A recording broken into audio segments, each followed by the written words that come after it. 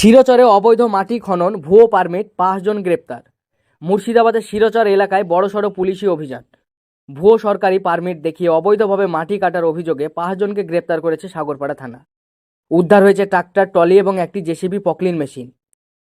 Police সূত্রে জানা গেছে, আজ ৩ ডিসেম্বর গোপন সূত্রে খবর পেয়ে শিরোচর মাঠে অভিযান চালায় সাগরপাড়া থানার ৮টি মোবাইল টিম। সেই সময় দেখা যায় একাধিক ব্যক্তি ট্রাক্টর ও জেসিবি মেশিন দিয়ে অবৈধভাবে মাটি খনন করছে। পুলিশ তাদের কাছে মাটি তোলার অনুমতির কাগজ চাইলে তারা একটি পারমিট কপি দেখায়, যা নাকি ডোমকলের মহকুমা শাসকের দপ্তর থেকে ইস্যু করা হয়। কিন্তু পুলিশ পারমিটটি যাচাই করতেই উঠে আসে বড় তথ্য। ওই পারমিটটি ছিল পুরোপুরি জাল ও ভুয়ো। এরপরই পুলিশ অভিযান জোরদার করে এবং ঘটনাস্থল থেকেই ৫ জনকে আটক করে। পুলিশের হাতে বাজেয়াপ্ত হয়েছে একটি মাটি বোঝাই ট্রাক্টর, আরেকটি ট্রাক্টর ও ট্রলি, একটি জেসিবি পকলিন মেশিন এবং একটি ভুয়ো পারমিটের কপি। গ্রেপ্তার হওয়াদের মধ্যে অন্যতম হল চক কাকমারি গ্রামের বাসিন্দা সুজন আহমেদ, তার সঙ্গে আরও ৪ জন অভিযুক্ত। এই ঘটনায় সাগরপাড়া থানায় একাধিক ধারায় মামলা রুজু করা হয়েছে। আজ ধৃতদের আদালতে তোলা হলে পুলিশ ১০ দিনের রিমান্ডের আবেদন জানায়। পুরো ঘটনার তদন্ত এখনও জোর কদমে চলছে। এই ধরনের অবৈধ মাটি খনন একদিকে যেমন পরিবেশের ক্ষতি করছে, তেমনি প্রশাসনের পক্ষ থেকেও নেওয়া হচ্ছে কঠোর পদক্ষেপ। এই ঘটনার পর স্বাভাবিকভাবেই এলাকায় চাঞ্চল্য ছড়িয়েছে। আরও আপডেট পেতে সঙ্গে থাকুন আপডেট বাংলার ফেসবুক পেজে। ধন্যবাদ। আচ্ছা, আপনাকে আজকে আটক করেছে কেন? ভাড়াতে ধরলে কি কারণে? আপনি নাকি সই জাল করেছেন এমন কথা বলছেন? না, তাহলে কি কারণে? আমি ভাড়া বসছিলাম, ওই অন্যজন মাটি কেটে আমার ভাড়া ফেলছিল, সে কারণে ধরলে। আচ্ছা, সই জাল করেছেন তাই বলছে যে এসডিও সই নাকি জাল করে নাকি করছিলেন? না না, তা কি কারণে তাহলে আটক করেছে আপনাকে? হঠাৎ করে আটক করলো কেন? আটক যারা করে তাদেরকে জিজ্ঞেস করেন। কি অভিযোগ তুলছে আপনার উপরে? আমি ভাড়ায় বসছিলাম, ভাড়াতে ধরলে এসছে। তাহলে আপনি মাটি কাটা যুক্ত না কেটে না, আমি আজকে মাটি কাটা চুক্ত না।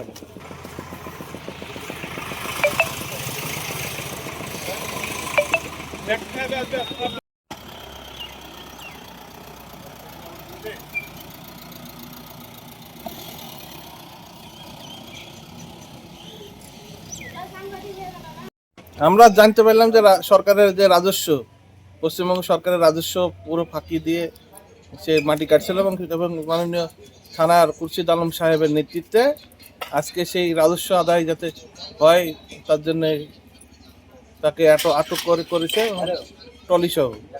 আচ্ছা, ওই যে একজনকে আটক করেছে যাকে সবাই গুন্ডা নামে নাকি চিনে, এই বিষয়ে কি জানেন? এবারে আমরা অনেকদিন থেকে জানি তার ভালো নাম আব্বাসুদ্দিন শেখ এবং ওর মানুষের মধ্যে কালো গুন্ডার নামেই বেশি পরিচিতি আছে। এই গুন্ডা নামে পরিচিতটা কেমন ছিল? সে একটা সময় ব্যবসার মধ্যে জড়িত ছিল বলে, বিভিন্ন ব্যবসার মধ্যে, তার জন্য গুন্ডা নামে পরিচিত। আচ্ছা, আজকে তাদেরকে 10 দিনের রিমান্ডও চেয়েছে, এতে আপনারা কতটা খুশি? আমি না, সাধারণ মানুষ খুশি যে সরকারি টাকা, ট্যাক্সের টাকা সরকার যাতে যেখানে পাচ্ছে না, সরকার যাতে পায় সেই ব্যবস্থা মাননীয় থানার ওসি সাহেব করছেন। একটা সময় আমরা শুনেছিলাম যে বিএসএফ এর ঘটনার জন্য একটা নাম পড়ে গেছিল কালো গুন্ডা নামে। এলাকার মানুষ তো সবাই এই নামই চিনে। হ্যাঁ, বেশিরভাগ মানুষই এই নামে। আমি সাগরপাড়ার ওসি মাননীয় খুরশিদ আলম সাহেবকে ধন্যবাদ জানাই।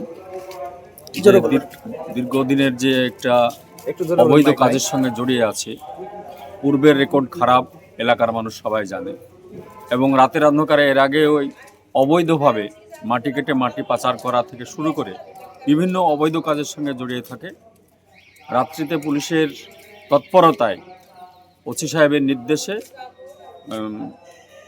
আব্বাসুদ্দিন শেখ, কালো গুন্ডা নামে যে না পরিচিতি আর কি সাহেবনগর এলাকায়, তাকে গ্রেপ্তার করেছে।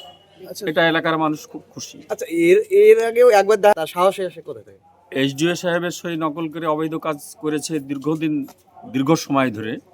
সেটা এসডিও সাহেবের তৎপরতায় এবং সাগরপাড়া ওসি সাহেবের সহযোগিতায় সেটা বন্ধ হয়ে গিয়েছিল, কিন্তু পুনরায় আবার রাতের অন্ধকারে এই অবৈধ মাটি কাটা কাজ শুরু করেছিল। আমাদের ওসি সাহেবের তৎপরতায় এবং ওসি সাহেবের নির্দেশে পুলিশ টিম গিয়ে তাকে তার ট্রাক্টর সহ গ্রেপ্তার করেছে। আপনার নাম পরিচয়? আফজাল হোসেন।